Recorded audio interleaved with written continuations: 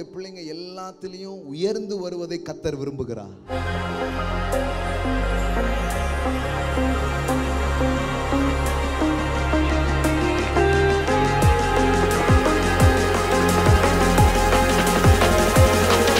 ஏங்க நீங்க என்ன மாதிரி கர்த்தரை வச்சிருக்கீங்க? உங்க தேவன் என்ன மாதிரி தேவன் நீங்க நினைக்கிறீங்க? 5க்கும் 10க்கும் நீங்க கஷ்டப்பட்டு நினைக்கிறீங்களா? கிடையாது. அவர் உங்களை வாரி இறைக்கிறவர்களாய் வைக்கிற ஒரு கர்த்தர். ஆமென். வாரி இறைத்தான், ஏழைகளுக்கு கொடுப்பான், அவன் நீதி என்றைக்கும் நிற்கும் என்று எழுதியிருக்கிறபடி ஆகும் என்று எழுதப்பட்டிருக்கிறது. நான் சொல்றேன், நீங்க வாரி இறைக்கிற அளவுக்கு கர்த்தர் உங்கள் கைகளிலே கொண்டு வந்து அவர் கொட்டுகிற வருஷமாய் அது இருக்கிறது. ஆமென். கடவுளுடைய வார்த்தை சொல்லுது, நீ கீழ் ஆகாமல் மேலாவா, நீ வால் ஆகாமல் தலையாவாய். ஆமென். நான் சொல்றேன், இனிமே நீங்க கீழே போக மாட்டீங்க.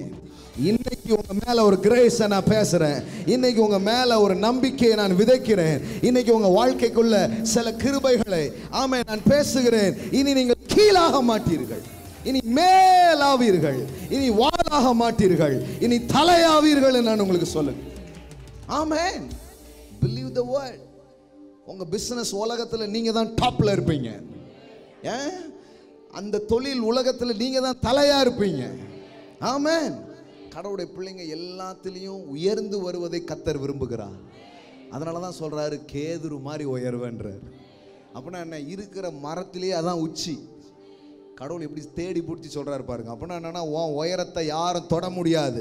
அந்த அளவுக்கு உயரங்களிலே நான் உன்னை உட்கார பண்ணுவது என்னுடைய நோக்கமா இருக்கிறது, என்னுடைய திட்டமாய் அது இருக்கிறது.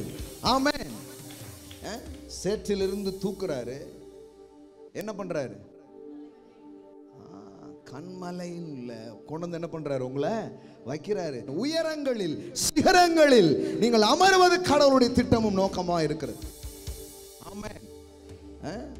எல்லா ஹை பொசிஷன்ஸ்க்கு நீங்க வரணும். ஆமென். மிகப்பெரிய தொழில் உலகம் உங்க கையில வரணும். ஆமென்.